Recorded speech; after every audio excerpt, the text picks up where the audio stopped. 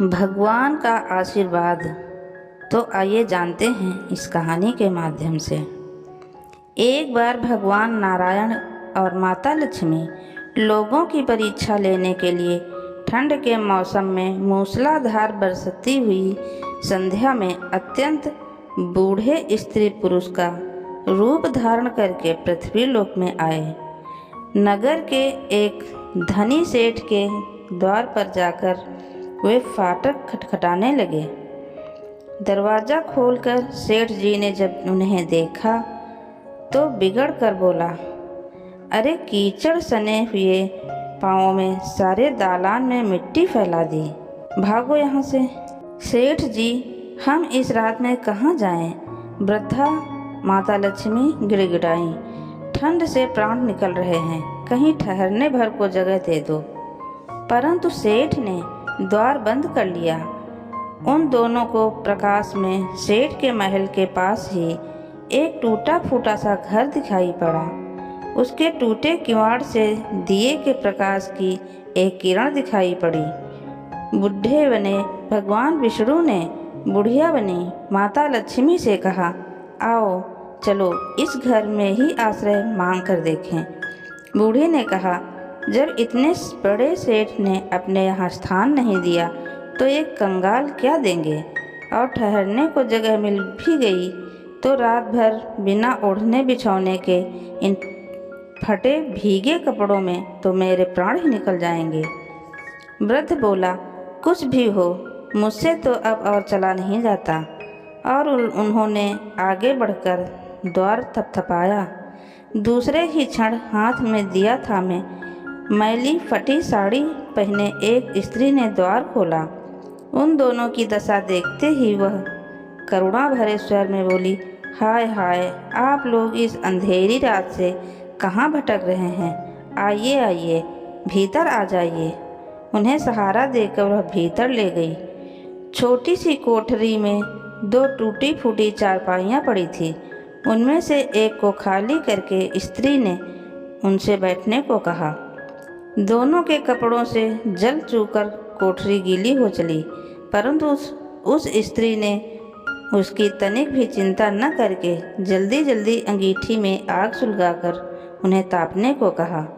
फिर अरगनी पर से दो पुराने परंतु धुले हुए कपड़े लाकर बोली, बाबा आप लोग अपने भीगे कपड़े उतार कर इन्हें लपेट लो। क्या करूं, मैं बहुत गरीब हूं, इससे इन्हीं दो कपड़ों में गुजर करनी होगी। आपके कपड़े मैं निचोड़कर फैला दूंगी। उन्हें कपड़े बदलवाकर वह दालान में गई और दो पीतल की छोटी छोटी थालियों में बथुए का साग तथा बाजरे की रोटियां रख कर ले आई। माता जी, उसने वृद्धा से कहा, आज मेरे घर में यही भगवान का प्रसाद है। मुझे बहुत दुख है कि न तो घर में घी है न ही दूध और चीनी। कोई बात नहीं बेटी, हमें तो यह भोजन बड़ा स्वादिष्ट लगा। वे दोनों खाते हुए बोले। थोड़ी देर में उस स्त्री का पति भी आ गया। वह बेचारा भी रोजगार की तलाश में दिन भर घूमकर अब थका मारा लौटा था। पत्नी ने अतिथियों को भोजन खिला देने के बाद चुपके से द्वार पर ही अपने पति को सब बता दिया। सुनकर वह भी बड़ा प्रसन्न हुआ। फिर दोनों ने अपने बिछौने उन दोनों वृद्धों को देकर उन्हें तो खाट पर सुलाया और खुद दोनों एक फटा टाट ओढ़कर धरती पर लेट गए।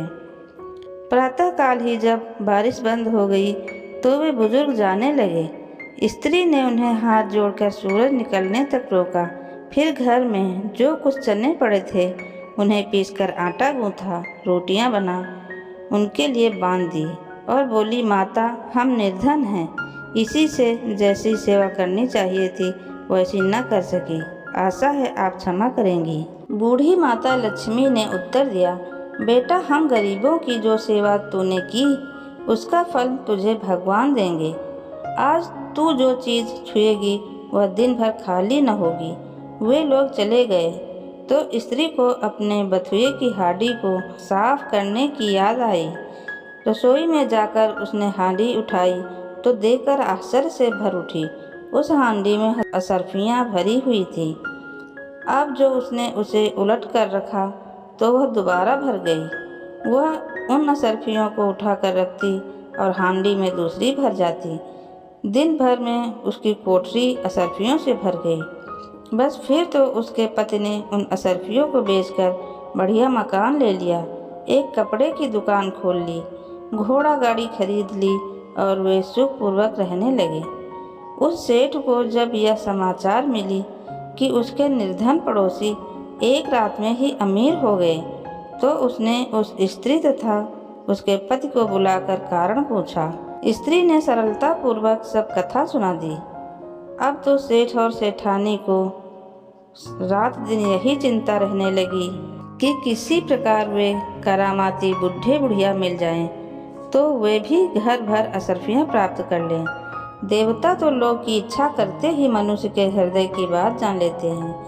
एक रात जब बहुत जोरों की बारिश हो रही थी और ओले भी पड़ रहे थे, तो वही बुढ़े बुढ़िया फिर उसी सेठ के द्वार पर पहुँचे। द्वार पर खटखट सुनते ही सेठ ने बिजली के प्रकाश में से झांककर उन्हें पहचान लिया और जल्दी जल्दी सेठानी को उन्हें लेने भेजा।